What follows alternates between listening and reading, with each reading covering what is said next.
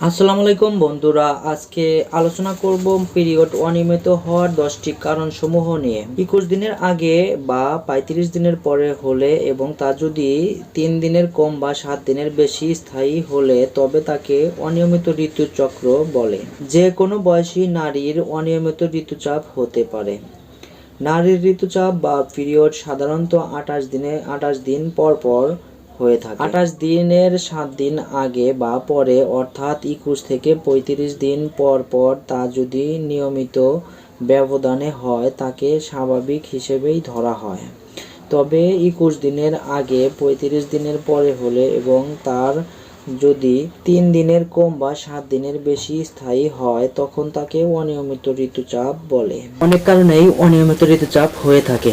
এর মধ্যে উল্লেখযোগ্য কয়েকটি কারণ হলো: 1 নম্বর অতিরিক্ত মানসিক চাপ, 2 নম্বর শরীরের ওজন বেড়ে যাওয়া, 3 নম্বর হঠাৎ ওজন অনেক কমিয়ে ফেলা, 4 নম্বর মাত্রাতিরিক্ত শরীরচর্চা, 5 নম্বর পলিসিস্টিক ওভারিয়ান সিনড্রোম, 6 নম্বর জরায়ু টিউমার ও এন্ডোমেট্রিওসিস বা থাইরয়েডের সমস্যা, 8 নম্বর জন্ম নিয়ন্ত্রণ পিল এবং কপার টি ব্যবহার, 9 নম্বর যেসব মা সন্তানকে বুকের দুধ খাওয়ান, 10 নম্বর কিশোর বয়সে ইস্ট্রোজেন ও প্রোজেস্টেরন হরমোনের তারতম্যের কারণে। অনিয়মিত ঋতুচাপে যেসব সমস্যা হতে পারে: এক মাসে রক্তপাত বেশি তো অন্য মাসে একেবারেই কম হতে পারে, বেশি সময় ধরে রক্তপাত হওয়া এবং পরিমাণে বেশি রক্ত যাওয়া, সন্তান ধারণের ক্ষমতা কমে যাওয়ার ঝুঁকি, কিছু ক্ষেত্রে অনাকাঙ্ক্ষিত গর্ভধারণ, মানসিক অশান্তি এবং মেজাজ খিটখিটে হওয়া। এই সমস্ত সমস্যা দেখা দিলে চিকিৎসকের কাছে কখন যাবেন?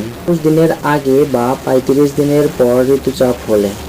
2 ঋতুচক্রের মধ্যবর্তী সময়ের ব্যবধান দিন দিন পরিবর্তিত হতে থাকলে, পিরিয়ডের স্থায়িত্ব যদি 3 দিনের কম বা 7 দিনের বেশি হয়, ঋতুচাপের সময় রক্তপাত এবং পেটে অসহ্য ব্যথা অনুভব করলে, বছরে 3 বার বা তার কম ঋতুচাপ হলে। এই সমস্ত লক্ষণ দেখা দিলে কিভাবে প্রতিরোধ করবেন? স্বাস্থ্যকর জীবনাচরণে গুরুত্ব দিতে হবে, মানসিক চাপ মুক্ত থাকুন, অতিরিক্ত উদ্বেগ পরিহার করুন, ওজন নিয়ন্ত্রণে রাখুন, নিয়মিত ব্যায়াম করতে হবে, তবে তা যেন অতিরিক্ত না হয়, ফাস্টফুড বা জাঙ্ক ফুড এড়িয়ে চলুন, পুষ্টিকর ও অ্যান্টিঅক্সিডেন্ট সমৃদ্ধ খাবার খাবেন।